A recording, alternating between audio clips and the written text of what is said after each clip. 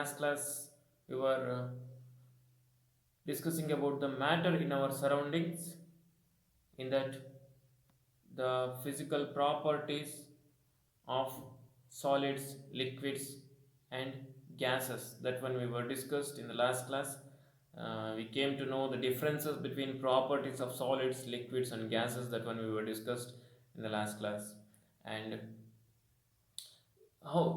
and also we came to know about how to change the state of matter, that is from solid to liquid, liquid to gas, and gas to liquid, and liquid to solid. How to change from interchange the states of matter. That one we were discussed by giving the, you know, that by giving the heat, by raising the temperature, you can change the state from solid to liquid and liquid to gas. And by decreasing the temperature, you came to know that by decreasing the temperature you can convert gas to liquid and liquid to solid. That one we were discussed in the last class. So you have a question about the last class, that is, it is not a characteristic of solid state of matter. ಕೆಳಗಡೆ ಇರುವಂಥ ಯಾವುದೋ ಒಂದು ನಾಲ್ಕರಲ್ಲಿ ಒಂದು solid state of ಮ್ಯಾಟರ್ನ character ಅಲ್ಲ. It is not A character of solid state of matter. They are very hard. Option A. Option B, they have negligible compressibility. Option C, the rate of diffusion is more. Option D, different shape, different size, distinct boundaries. Which one is your answer? Select option A, option B, option C, option D. Select any one. Let us see the answer. I hope you all are selected the answer. The answer is the rate of diffusion is more. The rate of diffusion is more is not the property of solid. Yakendre the rate of diffusion is very less in the solid. We were discussed already in the last class. So change of state, that one we were already discussed. So coming to the melting or fusion, one of the process, melting or fusion is one of the process which converts from solid to liquid. Solid ಇಂದ ಲಿಕ್ವಿಡ್ಗೆ convert ಮಾಡುವಂಥ ಒಂದು ಪ್ರೋಸೆಸ್ಸನ್ನು ನಾವೇನಂತ ಕರಿತೀವಿ? Melting R fusion ಅಂತ ಕರಿತೀವಿ. ಗೊತ್ತಾಗ್ತಿದೆಯಾ? When solid is heated, ಯಾವುದೇ ಒಂದು ಸಾಲಿಡನ್ನು ನಾವು ಹೀಟ್ ಮಾಡೋಕ್ಕೆ ಶುರು ಮಾಡಿದಾಗ ಅದರಲ್ಲಿರುವಂಥ ಪಾರ್ಟಿಕಲ್ಸ್ಗಳು they are started to vibrate with greater speed and begin to move freely. Vibrate ಆಗೋದಕ್ಕೆ ಶುರುವಾಗುತ್ತೆ. ವೈಬ್ರೇಟ್ ಆಗ್ತಾ ಈಸಿಯಾಗಿ ಮೂವ್ ಆಗೋದಕ್ಕೆ ಶುರುವಾಗ್ತವೆ. ಯಾವಾಗ ಅವು ಈಸಿಯಾಗಿ ಮೂವ್ ಆಗೋದಕ್ಕೆ ಶುರುವಾಯಿತು, ಮೂವ್ ಆಗುವಷ್ಟು ಜಾಗ ಅದರಲ್ಲಿ ಕ್ರಿಯೇಟ್ ಆಯಿತು, that is the indication of conversion of solid to gas. ಗೊತ್ತಾಗತ್ತಾ? At the particular temperature solid melts and changes in to liquid. So the process of melting is also known as fusion. ಗೊತ್ತಾಗತ್ತಾ? ಒಂದು particular ಟೆಂಪರೇಚರ್ಲಿ solid converts in to liquid. The process is called melting or fusion. ಇನ್ನೊಂದ್ಸರಿ ಹೇಳ್ತೀನಿ, fusion nothing but it is the process of conversion of solid to liquid by giving particular temperature is called fusion. ಅರ್ಥ ಆಯ್ತಲ್ವಾ? Take down the question, what is fusion? So ಎಲ್ಲ ವಸ್ತುಗಳಿಗೂ temperature ಅಷ್ಟೇ same temperature ಇರಲ್ಲ. ಅವುಗಳಿಗೆ ಒಂದೊಂದು ವಸ್ತುವಿಗೆ ಒಂದೊಂದು ಟೆಂಪ್ರೇಚರ್ನ ಕೊಟ್ಟಾಗ ಕರಗುತ್ತೆ. ಸೊ ಫಾರ್ ಎಕ್ಸಾಂಪಲ್, ಒಂದು ಪ್ಲಾಸ್ಟಿಕ್ನ ಇಟ್ಕೊಂಡು ನಾವು ಬೆಂಕಿಯನ್ನು ಕೊಟ್ಟರೆ ಅದೇನಾಗುತ್ತೆ? ಸುಮ್ಮನೆ ಹೀಟ್ ಮಾಡ್ತಾ ಹೋದಂಗೂ ಟೆಂಪ್ರೇಚರ್ ಕೊಡ್ತಾ ಹೋದಂಗೂ ಅದೇನಾಗುತ್ತೆ? ಕರಗೋದಕ್ಕೆ ಶುರುವಾಗುತ್ತೆ ಪ್ಲಾಸ್ಟಿಕ್. ಸೊ ಆ ಟೆಂಪ್ರೇಚರ್ನ ನಾವೇನಂತ ಕರಿತೀವಿ? ಆ ಪ್ಲಾಸ್ಟಿಕ್ ಕರಗತ್ತಲ್ಲ, ಆ ಟೆಂಪ್ರೇಚರ್ ಫಸ್ಟಿಗೆ ಸುಮ್ಮನೆ ಬೆಂಕಿ ಕೊಟ್ಟಾಗ, ನಾರ್ಮಲ್ ಆಗಿ ಟೆಂಪ್ರೇಚರ್ ಕೊಟ್ಟಾಗ ಅದು ಕರಗಲ್ಲ. ಅದಕ್ಕೆ ಅದರದೇ ಆದಂಥ ಒಂದು ಟೆಂಪ್ರೇಚರ್ನ ಕೊಡಬೇಕು, ಹೀಟ್ ಕೊಡಬೇಕು, ಆವಾಗ ಅದು ಕರಗೋದಕ್ಕೆ ಶುರುವಾಗುತ್ತೆ. ಆ ಟೆಂಪ್ರೇಚರ್ನೇ ನಾವಿಲ್ಲಿ ಮೆಲ್ಟಿಂಗ್ ಪಾಯಿಂಟ್ ಅಂತ ಕರಿತೀವಿ. ಗೊತ್ತಾಗ್ತಾ? Melting point means the point at which melting point means the temperature at which solid turns into liquid. ಗೊತ್ತಾಗತ್ತಾ? The temperature at which solid turns into liquid. For example, ಈಗ ನಾವು ಒಂದು ಕೈಯಲ್ಲಿ ಬೆಣ್ಣೆ ಇಟ್ಕೊಳ್ಳೋಣ, ಗೊತ್ತಾಗತ್ತಾ, ಬೆಣ್ಣೆ ಇಟ್ಕೊಳ್ಳೋಣ, ಇನ್ನೊಂದು ಕೈಯಲ್ಲಿ ಕ್ಯಾಂಡಲ್ ಇಟ್ಕೊಳ್ಳೋಣ, ಕ್ಯಾಂಡಲ್. ಸೊ ಯಾವುದು ಕರಗೋದಕ್ಕೆ ಶುರುವಾಗುತ್ತೆ? ಬೆಣ್ಣೆ ಕರಗೋದಕ್ಕೆ ಶುರುವಾಗುತ್ತೆ. ಯಾಕೆಂದರೆ ನಮ್ಮ ಪಾಮಲ್ಲಿರುವಂಥ ಟೆಂಪ್ರೇಚರ್, ನಮ್ಮ ಅಂಗೈಲಿರುವಂಥ ಟೆಂಪ್ರೇಚರ್ಗೆ ಬೆಣ್ಣೆ ಕರಗೋದಕ್ಕೆ ಶುರುವಾಗುತ್ತೆ. ಆ ಟೆಂಪ್ರೇಚರ್, ದಟ್ ಈಸ್ ನಮ್ಮ ಪಾಮಲ್ಲಿ ಏನು ಟೆಂಪ್ರೇಚರ್ ಇದೆಯೋ that is the melting point of the butter. ಅರ್ಥ ಆಗತ್ತಾ? ಅದೇ ಕ್ಯಾಂಡಲ್ದು ವ್ಯಾಕ್ಸ್ ಇದೆಯಲ್ಲ, ಅದು ಕೈ ಮೇಲೆ ಇಟ್ಕೊಂಡು ಪಾಮಲ್ಲಿ ಕರಗಲ್ಲ. ಯಾಕೆಂದರೆ ದಟ್ ಈಸ್ ನಾಟ್ ದ ಇನ್ನೂ ಸ್ವಲ್ಪ ಹೈಯರ್ ಟೆಂಪ್ರೇಚರ್ ಬೇಕು ಅದಕ್ಕೆ. ಹೈಯರ್ ಟೆಂಪ್ರೇಚರಲ್ಲಿ ಅದು ಮೆಲ್ಟ್ ಆಗುತ್ತೆ. ಸೊ ಅದಕ್ಕೆ ನಾವೇನು ಮಾಡ್ತೀವಿ, ಕ್ಯಾಂಡಲ್ಗೆ ಬೆಂಕಿ ಹಚ್ಚಿದ ಮೇಲೆ ಅದು ಉರಿತಾ ಉರಿತಾ ಉರಿತಾ ಕರಗ್ತಾ ಹೋಗುತ್ತಲ್ವ, ಲಿಕ್ವಿಡ್ ಆಗ್ತಾ ಹೋಗುತ್ತೆ. So that is the melting point. That temperature is called melting point of the wax, that is candle.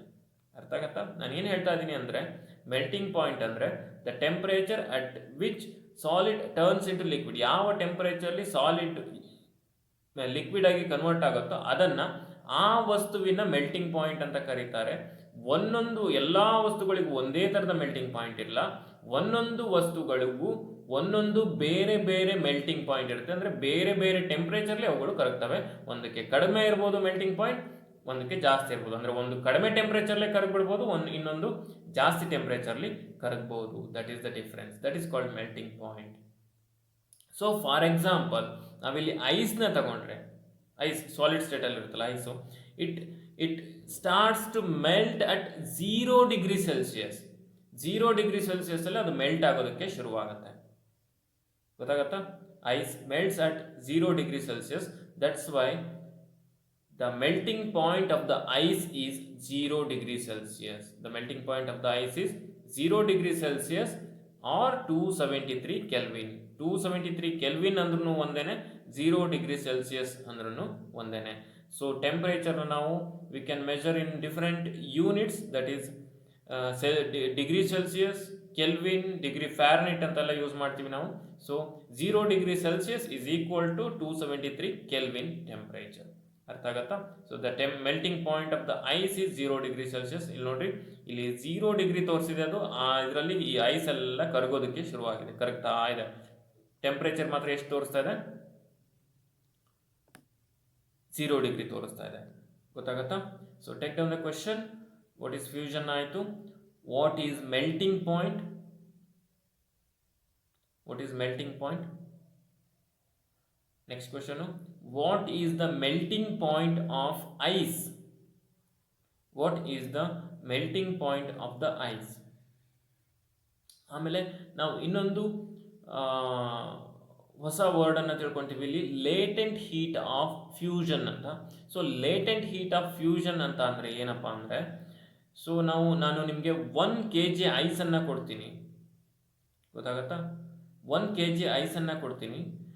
ಆ 1 kg ಐಸನ್ನು ಲಿಕ್ವಿಡ್, ಪೂರ್ತಿ ಲಿಕ್ವಿಡ್ ಆಗಿ ಕನ್ವರ್ಟ್ ಮಾಡೋದಕ್ಕೆ 1 kg of ice should be converted completely into liquid. To that how much heat energy is required?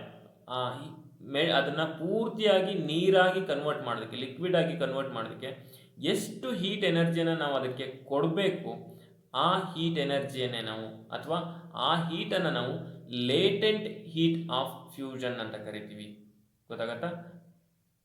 Latent heat of fusion. 1 kg ice, the heat energy is required to convert 1 kg of ice completely into liquid. That is called, the amount of heat energy is required to change the 1 kg of solid into liquid at atmospheric pressure is called melting point. At its melting point is called latent heat of fusion. Sir, ಯಾಕೆ sir latent heat ಅಂತ ವರ್ಡ್ನ use ಮಾಡಿದ್ವಿ ಅಂತ ಅಂದರೆ, I will give you one example. ಇಲ್ಲಿ ನೋಡ್ರಿ, temperature rice ಆಗ್ತಾ ಇದೆ. ಇಲ್ಲಿ ಟೆಂಪ್ರೇಚರ್ ರೈಸ್ ಆಗ್ತಾ ಇದೆ. ರೈಸ್ ಆಗಿರೋದ್ರಿಂದಾನೆ, ಯಾಕೆಂದರೆ ನಾವು ಜಸ್ಟ್ ಫ್ರಿಜ್ಜಿಂದ ಹೊರಗಡೆ ತೆಗೆದಿದ್ವಿ. You just remember dear students, ಫ್ರಿಜ್ಜಲ್ಲಿ ಇಟ್ಟಾಗ ಮಾತ್ರ ವಾಟರ್ ಸಾಲಿಡ್ ಸ್ಟೇಟ್ ಇರುತ್ತೆ. ಯಾಕೆಂದರೆ ಫ್ರಿಜ್ಜಲ್ಲಿ 0 ಡಿಗ್ರಿ ಸೆಲ್ಸಿಯಸ್ ಮೇಂಟೈನ್ ಆಗಿರುತ್ತೆ ಟೆಂಪ್ರೇಚರ್. ನೀವು ಫ್ರಿಜ್ಜಿಂದ ಅದನ್ನು ತೆಗಿತಿದ್ದಂಗೆ ಇಲ್ಲಿ ನಾರ್ಮಲ್ ಟೆಂಪ್ರೇಚರ್, ರೈಟ್ ನಾವು ರೂಮ್ ಟೆಂಪ್ರೇಚರ್ ಎಷ್ಟಿದೆ, we will say that 24 degree Celsius ಅಂತ ಹೇಳೋಣ. ನಾರ್ಮಲ್ ಟೆಂಪ್ರೇಚರ್ 24 ಡಿಗ್ರಿ ಸೆಲ್ಸಿಯಸ್ ಇದೆ ಅಂತ ಅನ್ಕೊಳ್ಳೋಣ.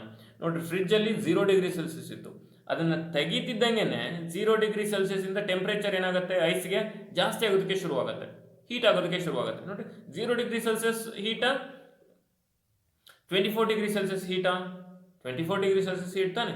ಯಾಕೆಂದರೆ ನಾವು ಆ ಟೆಂಪ್ರೇಚರ್ನ ಆಧಾರದ ಮೇಲೆ ಯಾವ್ದು ಹೀಟ್ ಯಾವ್ದು ಕೋಲ್ಡ್ ಅಂತ ಹೇಳ್ತೀವಿ. 0 ಡಿಗ್ರಿ ಸೆಲ್ಸಿಯಸ್ ಅಂದರೆ ಅದು cold, 24 degree Celsius is the heat. ಗೊತ್ತಾಗುತ್ತಾ? ಸೊ ಈಗೇನಾಗುತ್ತೆ, ಟೆಂಪ್ರೇಚರ್ ರೈಸ್ ಆಗ್ತಾ ಇದೆ ಯಾವಾಗ when it is take back from the fridge.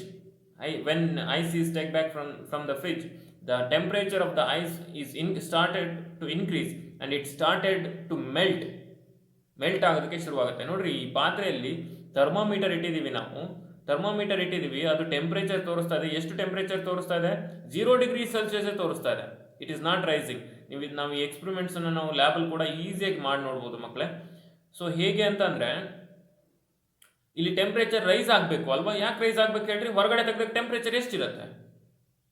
24 degree Celsius ಇರುತ್ತೆ. ಇದು ಈಗಲೂ ಕೂಡ ಇದೇನಾಗ್ತಾ ಇದೆ, ಕರಗ್ತಾ ಇದೆ. ಕರಗ್ತಾ ಇದೆ ಅಂದರೆ ಏನಂತ ಅರ್ಥ? ಐಸು ಟೆಂಪ್ರೇಚರ್ನ ಹೊರಗಡೆ ವಾತಾವರಣದಲ್ಲಿರುವಂಥ ಟೆಂಪ್ರೇಚರ್ನ ಯೂಸ್ ಮಾಡ್ಕೊಳ್ತಾ ಇದೆ, ತಗೊಂಡು ಆ ಐಸ್ ಎಲ್ಲ ಏನಾಗ್ತಾ ಇದೆ, ಕರಗ್ತಾ ಇದೆ. ಬಟ್ ಆ ಟೆಂಪ್ರೇಚರ್ ರೈಸ್ ಆಗಿರೋದಕ್ಕೆ ಥರ್ಮೋಮೀಟರ್ ಟೆಂಪ್ರೇಚರ್ ತೋರಿಸ್ಬೇಕು ತಾನೆ, ರೈಸ್ ಆಗಬೇಕು ತಾನೆ. ಇಲ್ಲಿ ನೋಡ್ರಿ 0 ಡಿಗ್ರಿ, ನೀವು ಐ ಥಿಂಕ್ ಎಸ್, ಇಲ್ಲಿ ನೋಡ್ರಿ, ಇಲ್ಲಿ 0 ಡಿಗ್ರಿಯನ್ನೇ ತೋರಿಸ್ತಾ ಇದೆ ಅದು.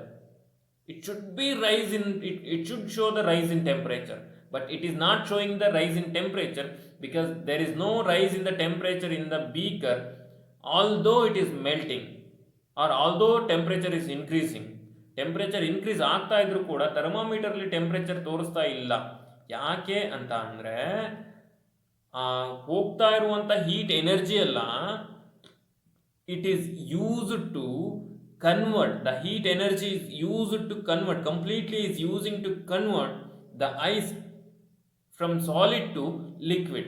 Solid ಇಂದ ಐಸ್ ಲಿಕ್ವಿಡ್ ಆಗಿ ಕನ್ವರ್ಟ್ ಆಗೋದಕ್ಕೆ ಎಲ್ಲ ಎನರ್ಜಿ ಯೂಸ್ ಆಗ್ತಾ ಇದೆ.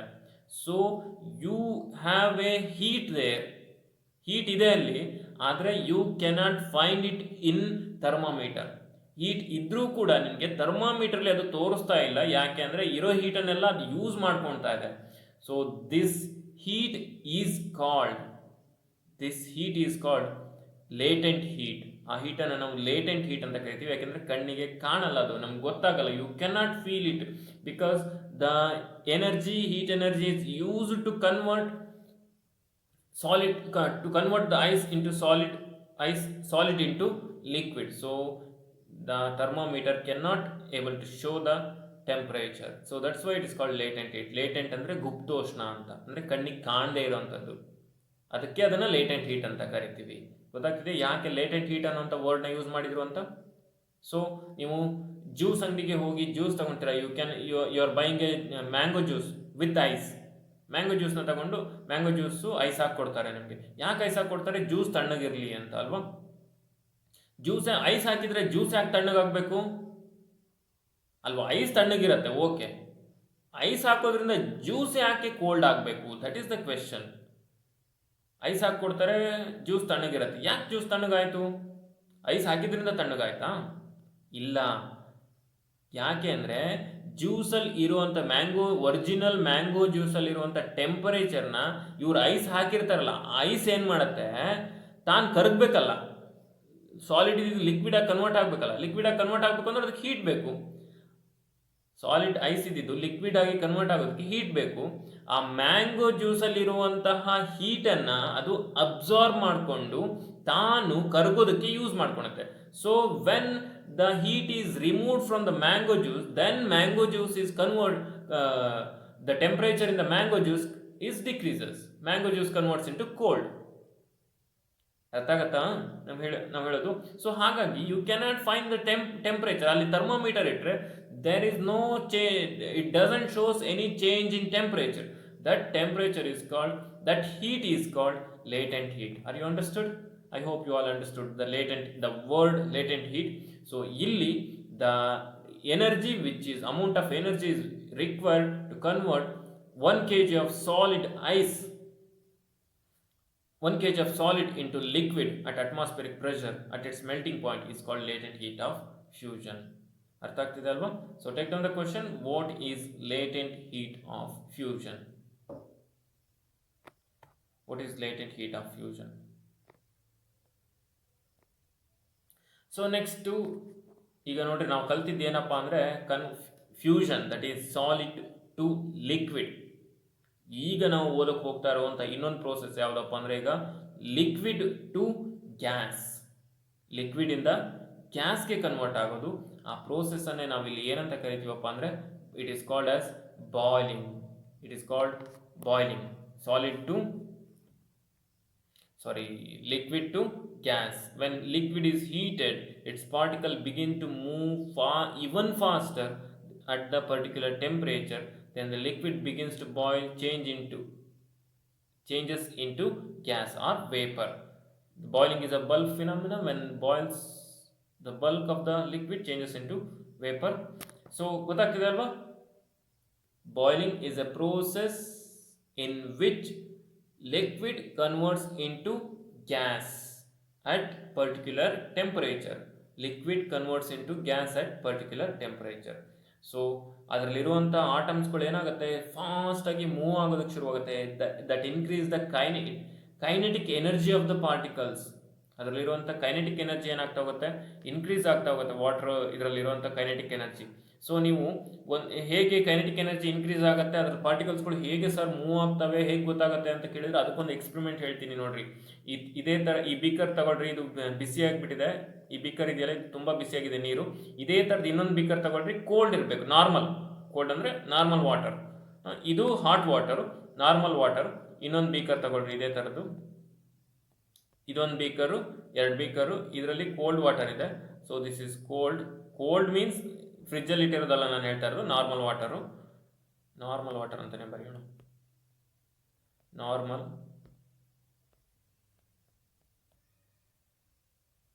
Normal water. ಇದು ಹಾಟ್ ವಾಟರ್. ಓಕೆನಾ?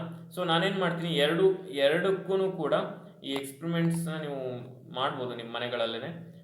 ಒನ್ ಡ್ರಾಪ್ ಇಂಕನ್ನು ಹಾಕ್ತೀನಿ ನಾನು ಇದಕ್ಕೆ, ಮೇಲಿಂದ ಒಂದು ಡ್ರಾಪ್ ಇಂಕನ್ನು ಹಾಕ್ತೀನಿ ಇದಕ್ಕೆ.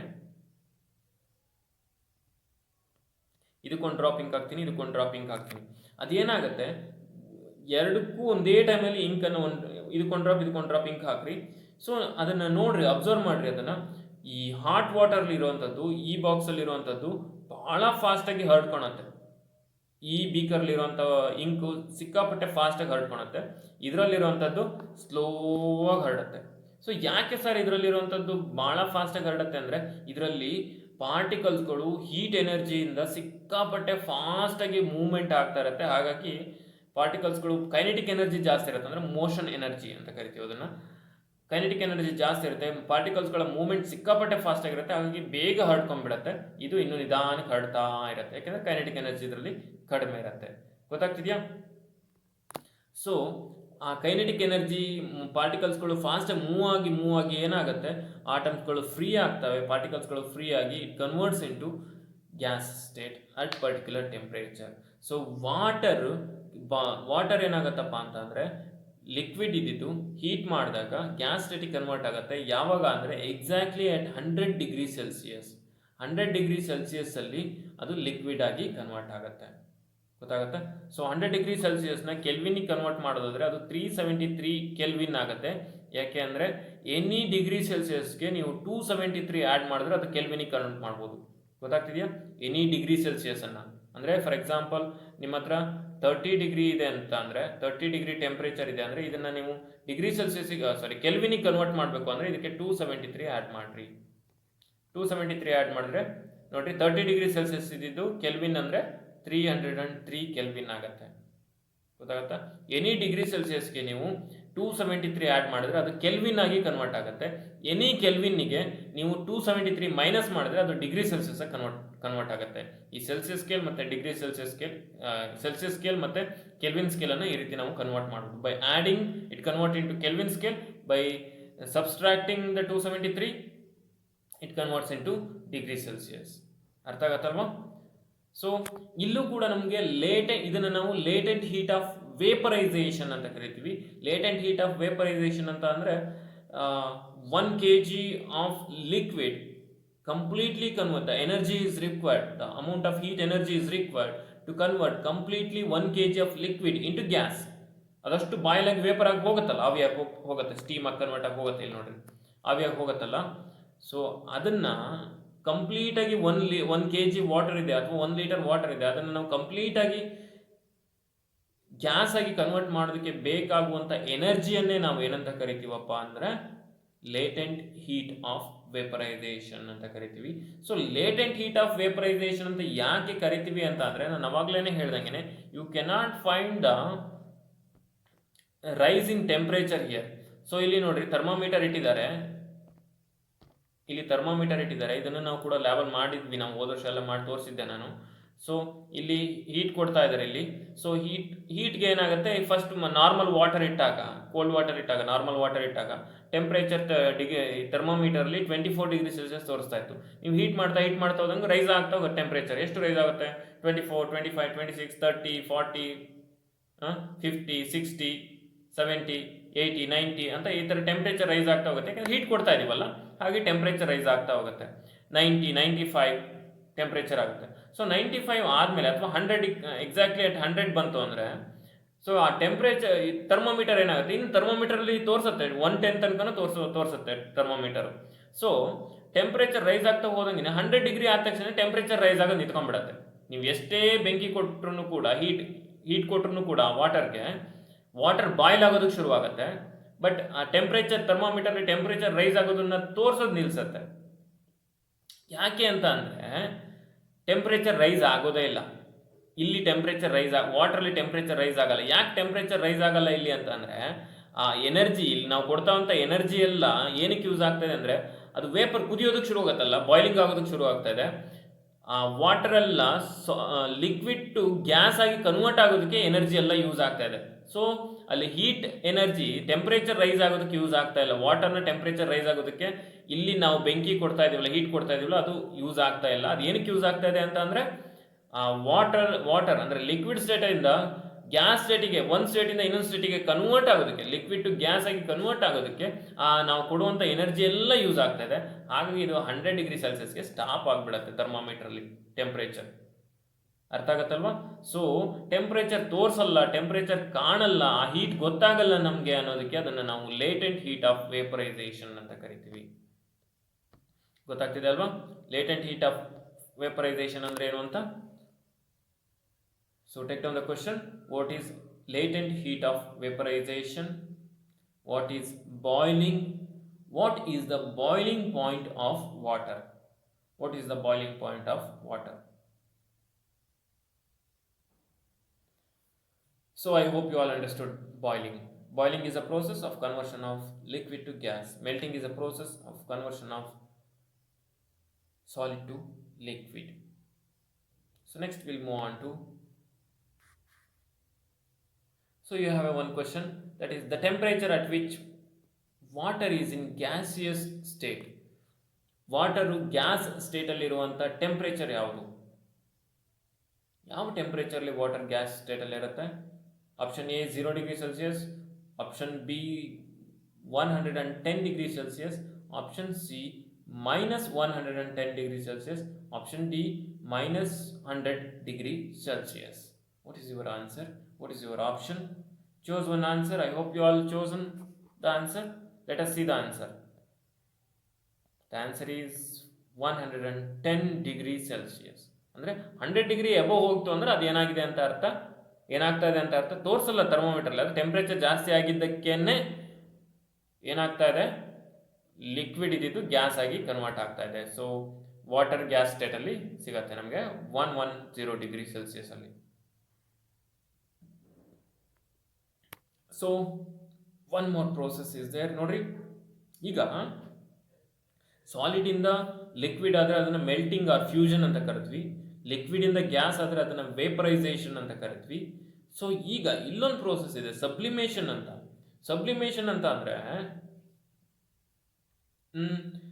I will give you one example. So solid, ಸಾಲಿಡಿಂದ ಗ್ಯಾಸ್ ಆಗುತ್ತೆ ಯಾವಾಗ ನಾವು ಫಸ್ಟಿಗೆ ಓದಿದ್ವಲ್ಲ ಹೀಟ್ ಕೊಟ್ಟಾಗ. ಓಕೆನಾ, ಗ್ಯಾಸಿಂದ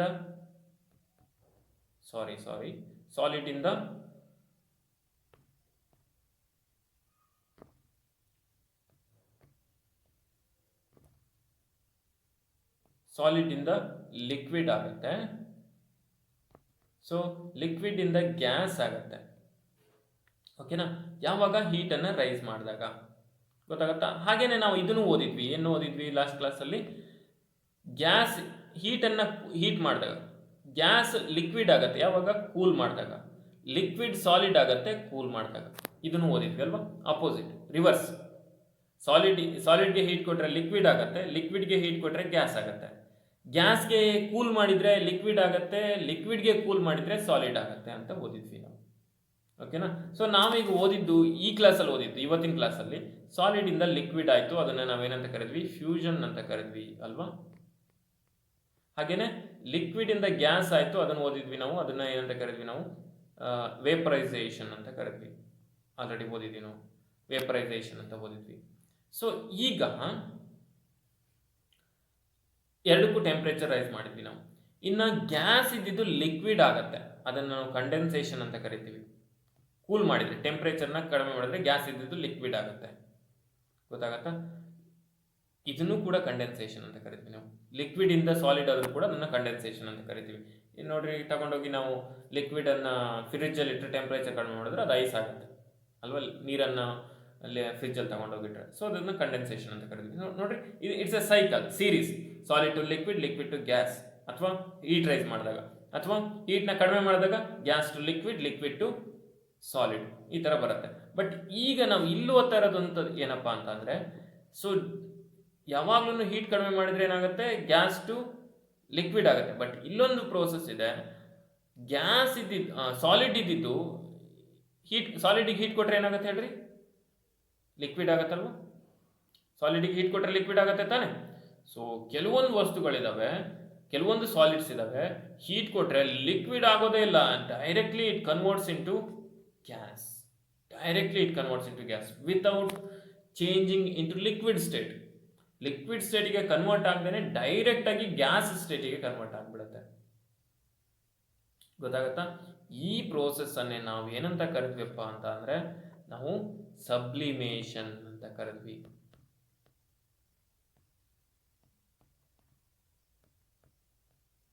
ಏನು ಸಬ್ಲಿಮೇಷನ್ ಅಂತ ಅಂದ್ರೆ? The process of conversion of solid into gas directly without changing into the state liquid. That is called sublimation. ಅರ್ಥ ಆಗ್ತಿದೆ ಅಲ್ವಾ? So we'll study about that. So sublimation means the change of state directly from solid to gas or from gas to solid. Gas ಇಂದ liquid ಆಗದೇನೆ direct ಆಗಿ ಸಾಲಿಡ್ಗೆ ಬಂದ್ರೆ ಅದನ್ನ ನಾವೇನಂತ ಕರಿತೀವಪ್ಪ ಅಂದ್ರೆ, ಒಂದು ಸ್ಟೇಟ್ ಇಲ್ವೇ ಇಲ್ಲ, ಸ್ಕಿಪ್ ಮಾಡೋದು ಒಂದು ಸ್ಟೇಟ್ನ. ಆದರೆ ಅದನ್ನ ನಾವೇನಂತ ಕರಿತೀವಪ್ಪ ಅಂದ್ರೆ, ಏನಂತ ಕರಿತೀವಿ? ಆ ಪ್ರೋಸೆಸ್ನ ಸಬ್ಲಿಮೇಷನ್ ಅಂತ ಕರಿತೀವಿ. ಇದಕ್ಕೆ ಬೇಕಾದಷ್ಟು ಎಕ್ಸಾಂಪಲ್ಸ್ ಇದಾವೆ. ಕ್ಯಾಂಫರ್ ಅಂದ್ರೆ ಕರ್ಪೂರ, ಗೊತ್ತಲ್ವಾ ನಿಮಗೆ? ಕರ್ಪೂರ ಹಚ್ತೀರಲ್ವಾ? ಈಗ ನೋಡ್ರಿ, ಬೆಣ್ಣೆಗೆ ಹೀಟ್ ಕೊಟ್ರೆ ಅಥವಾ ತುಪ್ಪಕ್ಕೆ ಅಥವಾ ಯಾವುದೇ ಕ್ಯಾಂಡಲ್ ಹೀಟ್ ಕೊಟ್ರೆ ಸಾಲಿಡ್ ಇದ್ದಿದ್ದು ಲಿಕ್ವಿಡ್ ಆಗುತ್ತೆ ಅಲ್ವಾ? ಐಸ್ನ ಹೀಟ್ ಮಾಡ್ತೀರಾ, ಲಿಕ್ವಿಡ್ ಆಯ್ತು. ಇನ್ನೂ ಹೀಟ್ ಮಾಡ್ತೀರಾ, ಬಾಯ್ಲ್ ಮಾಡ್ತೀರಾ, ಗ್ಯಾಸ್ ಆಗುತ್ತೆ. Solid, liquid, gas. ಬಟ್ ಕರ್ಪೂರ ನೋಡ್ರಿ, ನೀವು ಕರ್ಪೂರ ಹಚ್ತೀರಾ, ಲಿಕ್ವಿಡ್ ಆಗುತ್ತೆ, ಅದು ನೀರಾಗತ್ತಾ? ನೋಡಿದ್ರೆ ನೀವು ಡೈರೆಕ್ಟ್ ಆಗಿ ಹೊಗೆ ಆಗಿ ಹೋಗ್ಬಿಡತ್ತೆ. ಸೊ ನೀವು ಲಿಕ್ವಿಡ್ ಸ್ಟೇಟ್ ನೋಡೋದಿಲ್ಲ ಕರ್ಪೂರನ, ಡೈರೆಕ್ಟ್ಲಿ ಕನ್ವರ್ಟ್ ಇಂಟು ಗ್ಯಾಸ್. ಅದೇ ಥರನೇ ಕ್ಯಾಂಫರ್ ಆಗಿರ್ಬೋದು, ಅಮೋನಿಯಂ ಕ್ಲೋರೈಡ್, ಅದನ್ನು ಹೀಟ್ ಮಾಡಿದ್ರೆ ಡೈರೆಕ್ಟಾಗಿ ಲಿಕ್ವಿಡ್ ಆಗದೇನೆ ಅಮೋನಿಯಂ ಕ್ಲೋರೈಡ್ನ ಹೀಟ್ ಮಾಡಿಬಿಟ್ರೆ ಲಿಕ್ವಿಡ್ ಆಗದೇನೆ ಡೈರೆಕ್ಟಾಗಿ ವೇಪರ್ ಆಗಿ ಕನ್ವರ್ಟ್ ಆಗುತ್ತೆ. If the vapour are cooled, it changes into solid. ಅದು ಆ ವೇಪರ್ನ ಏನಾದರೂ ನೀವು ಕೂಲ್ ಮಾಡಿದರೆ, ವೇಪರ್ನ ಹೊರಗೆ ಕಲೆಕ್ಟ್ ಮಾಡಿಕೊಂಡು, ಲಿಕ್ವಿಡ್ ಇದ್ದಿದ್ದು ವೇಪರ್ ಆಗಿ, ಸಾಲಿಡ್ ಇದ್ದಿದ್ದು ಅಮೋನಿಯಂ ಕ್ಲೋರೈಡು, ಸಾಲಿಡ್ ಇದ್ದಿದ್ದು ವೇಪರ್ ಆಗಿರುತ್ತಲ್ಲ, ಆ ವೇಪರ್ನ ಕಲೆಕ್ಟ್ ಮಾಡಿ ಹಂಗೇನೆ ತಣ್ಣಗೆ ಮಾಡಿಬಿಟ್ರೆ ಮತ್ತೆ ಅದು ಅಮೋನಿಯಂ ಕ್ಲೋರೈಡ್ ಕನ್ವರ್ಟ್ ಆಗುತ್ತೆ. There is no liquid state in between that. ಅರ್ಥ ಆಗ್ತಿದೆ ಅಲ್ವಾ? So that process is called sublimation. Example camphor, ammonium chloride, naphthalene balls. So ಇವುಗಳೆಲ್ಲ ಸಬ್ಲಿಮೇಷನ್ಗೆ ಎಕ್ಸಾಂಪಲ್. ಗೊತ್ತಾಗ್ತಿದೆಯಾ? Take down the question, what is sublimation? So ಇಲ್ಲೊಂದು experiment ಇದೆ. ಈ diagram ಕೂಡ ವೆರಿ ಇಂಪಾರ್ಟೆಂಟ್, ಎಕ್ಸಾಂಪಲ್ ಕೇಳ್ತಾರೆ. Draw the diagram to show the sublimation of ammonium chloride ಅಂತ ಕೇಳ್ತಾರೆ. Draw the diagram to show the sublimation of ammonium chloride ಅಂತ. So ನಾನು ಈ ಡಯಾಗ್ರಾಮ್ನ ಎಕ್ಸ್ಪ್ಲೈನ್ ಮಾಡ್ತೀನಿ ನೋಡ್ರಿ. ಸೊ ಅಮೋನಿಯಂ ಕ್ಲೋರೈಡ್ನ ನಾವು ಒಂದು ಚೈನಾ ಡಿಶಲ್ಲಿ ತಗೊಳ್ತೀವಿ. ಚೈನಾ ಡಿಶಲ್ಲಿ ಅಮೋನಿಯಂ ಕ್ಲೋರೈಡ್ನ ತಗೊಂಡಿದ್ದಾರೆ. ಇಲ್ಲಿ ನೋಡ್ರಿ ಅಮೋನಿಯಂ ಕ್ಲೋರೈಡ್ ಹಾಕಿದ್ದಾರೆ. ಕೆಳಗಡೆಯಿಂದ ನಾವು ಹೀಟ್ ಮಾಡ್ತೀವಿ. ಸೊ ಅಮೋನಿಯಂ ಕ್ಲೋರೈಡ್ನ ಚೈನಾ ಡಿಶಲ್ಲಿ ತಗೊಂಡ್ಮೇಲೆ ಆ ಚೈನಾ ಡಿಶ್ಗೆ ನಾವು ಒಂದು ಇನ್ವರ್ಟೆಡ್ ಫನಲ್ನ ಹಾಕ್ತೀವಿ. ಅಂದರೆ ಒಂದು ಲಾಲಿಕೆಯನ್ನು ಉಲ್ಟಾ ಹಾಕ್ತೀವಿ. ಆ ಲಾಲಿಕೆಯ ತುದಿ ಇರುತ್ತೆ, ಇಲ್ಲಿ ಕಾಟನ್ನ ಡಿಪ್ ಮಾಡ್ತೀವಿ ನಾವು. ಕಾಟನ್ನ ಪ್ಲಗ್ ಮಾಡ್ತೀವಿ. ಕಾಟನ್ ಪ್ಲಗ್ಗನ್ನು ಹಾಕ್ತೀವಿ ಇಲ್ಲಿ, ಗೊತ್ತಾಗುತ್ತಲ್ವ? ಅಂದರೆ ಕ್ಲೋಸ್ ಮಾಡ್ತೀವಿ ಓಪನಿಂಗ್ನ. ಫುಲ್ ಕ್ಲೋಸ್ ಆಗಿರ್ಬೇಕು, ಏರ್ ಟೈಟ್ ಇರುತ್ತೆ. ಇದು ಏರ್ ಟೈಟ್ ಇರೋ ಹಾಗೆ ನೋಡ್ಕೊಬೇಕು ನೀವು. ಸೊ ಆಮೇಲೆ ನಾವು ಹೀಟ್ ಮಾಡಿದಾಗ ಅಮೋನಿಯಂ ಕ್ಲೋರೈಡ್ ಎಲ್ಲ ಡೈರೆಕ್ಟಾಗಿ ನಮ್ಗೆ ಕಾಣ್ತಾ ಇರುತ್ತೆ. ಅಮೋನಿಯಂ ಕ್ಲೋರೈಡ್ ಡೈರೆಕ್ಟಾಗಿ ಗ್ಯಾಸ್ ಆಗಿ ಕನ್ವರ್ಟ್ ಆಗುತ್ತೆ. ಸೊ ಇಲ್ಲಿ ಕಾಟನ್ ಹಾಕಿರೋದ್ರಿಂದ ಅದೆಲ್ಲೂ ಹೊರಗಡೆ ಹೋಗಲ್ಲ, ಇಲ್ಲೇ ಕಲೆಕ್ಟ್ ಆಗಿ ಗ್ಯಾಸ್ ಹಾಗೇ ಇರುತ್ತೆ. ನೀವು ಆಮೇಲೆ ನೆಕ್ಸ್ಟು ಈ ಬರ್ನರ್ನ ಆಫ್ ಮಾಡಿದ ಮೇಲೆ ಏನಾಗುತ್ತೆ, ಅಮೋನಿಯಂ ಕ್ಲೋರೈಡು ಇಲ್ಲೇನೆ ಹಾಗೇನೆ ಈ ಲಾಲಿಕೆಯಲ್ಲೇ ಕಲೆಕ್ಟ್ ಆಗುತ್ತೆ. ಗ್ಯಾಸ್ ಆಗಿರೋದು ಮತ್ತೆ ಸಾಲಿಡ್ ಆಗಿ ಇಲ್ಲಿ ಅಟ್ಯಾಚ್ ಆಗುತ್ತೆ. ಸೊ ನೋಡ್ರಿ, directly solid to gas, gas to solid, there is no liquid state. So this is an example for gas ಇದ್ದಿದ್ದು ಸಾಲಿಡ್ ಆಗಿರುತ್ತೆ. This is an example for sublimation reaction, ಆ sublimation process. ಅರ್ಥ ಆಗ್ತಿದೆ ಅಲ್ವಾ? Question ಬರ್ಕೊಂಡ್ರಿ ಅಲ್ವಾ? What is sublimation? Give example and draw the diagram to show the sublimation of ammonium chloride. So this is about the sublimation. So I hope you all understood the today's lesson. That is, we were studied about melting, vaporization and sublimation. Three process kaltkondvi now: melting, vaporization and sublimation. I hope you all understood all three process, very important. So in the next class we will discuss about the so we have one question, indication of sublimation process. ಇಲ್ಲಿ ನೋಡ್ರಿ ಕೆಳಗಡೆ ಇದೆ options. Sublimation ಪ್ರೋಸೆಸ್ಗೆ indication ಏನೇನು, ಯಾವುದು indication, ಯಾವುದನ್ನು ನಾವು ಯಾವ state ಕನ್ವರ್ಷನ್ನ ನಾವು ಸಬ್ಲಿಮೇಷನ್ ಪ್ರೋಸೆಸ್ ಅಂತ ಕರಿತೀವಿ? Liquid to solid, liquid to gas, solid to gas, solid to liquid. Option A B C D. ಯಾವುದು ನಿಮ್ಮ answer? Let me know the answer. Solid to gas is the answer. So in the next class we will discuss about some more concept of conversions of solid to gas, gas to solid, gas to liquid, liquid to gas. Those processes, that one we will discuss in the next class. I hope you all understood today's lesson. If you are having any doubts regarding today's lesson, you can ask the questions in the group. We are going to answer that. Thank you. We will meet in the next class.